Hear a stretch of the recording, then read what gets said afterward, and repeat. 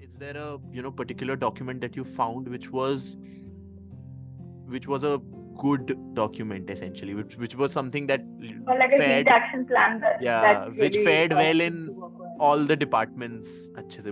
What would you, if there was like a award season as an Oscar of heat action plans, I'm sure you would have had that in your mind. What would be, who would have the best heat action plan trophy? No, so this is actually a good moment to make a plug for localization of heat action plans, right? Because we went in very much with the mindset that we cannot and should not be passing judgment on a heat action plan. True. Because the whole mantra of this thing is that it has to be built around the local effects, the local population structures, the availability of resources, so on and so forth, right? A good heat action plan is a strategic heat action plan where somebody sat through and thought through, this is what I have at my disposal, this is the problem, these are my constraints, this is what I can do. So if that's a one-page document that is super bare bones, that's fine, right?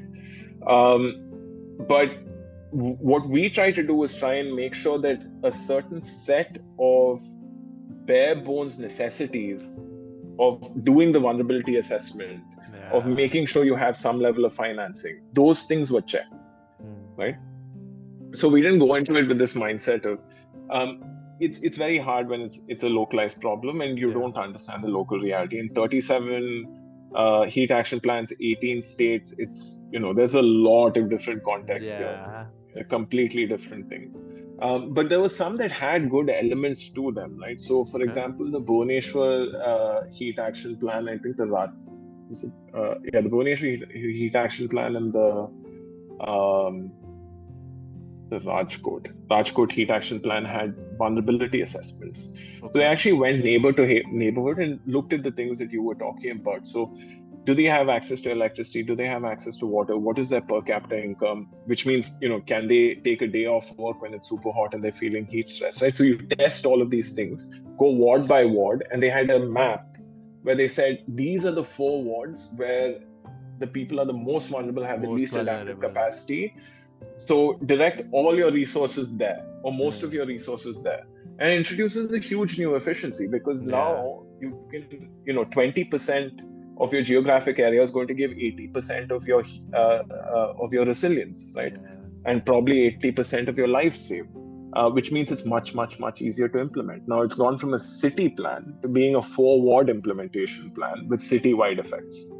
So that's those wards might also have their very hyper local things that can be accommodated. Yeah, exactly. So if you're scrutinizing these wards a little bit more, you'll get a different flavor of what the heat vulnerabilities are and how to deal with them, say street to street, or sometimes even household to household, right? I mean, that's in our imagination, that's how far you could go with having like really specific heat responses. Which comes back to this idea of like testing the temperature in all sorts of different places, because literally it changes based on like what your roof is, where your window is, this, that, and the other, right? Some heat action plans actually were heat action plans are generally unfunded, so only 2 of them explicitly stated where they could get their funding from, but they were quite creative about it, right? So they were saying, okay, there's finance commission, so they have a little bit of money. There are all of these state schemes that we can draw on. So it's 2 or 3 of them that made those linkages. Also, I would assume that some allocation might be, made from the state government or the central. Is that not a thing for heat action plans?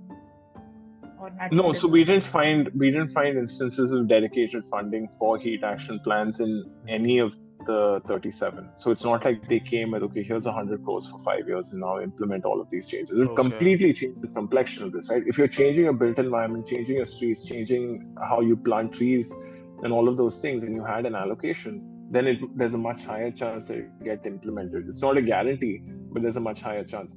Here, most often, in 8 of the 37 plans, we found that they were implementing line departments.